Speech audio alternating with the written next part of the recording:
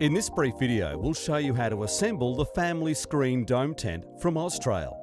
Start by unpacking the contents of the tent and laying the tent on a clear, level surface. Peg out the corners of the tent, ensuring the pegs are inserted through the loops at the base. Assemble and arrange the tent poles, ensuring each junction is securely connected.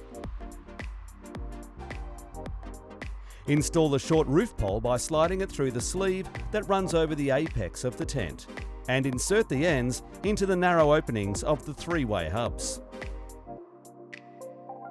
Then repeat this process with the two longer roof poles.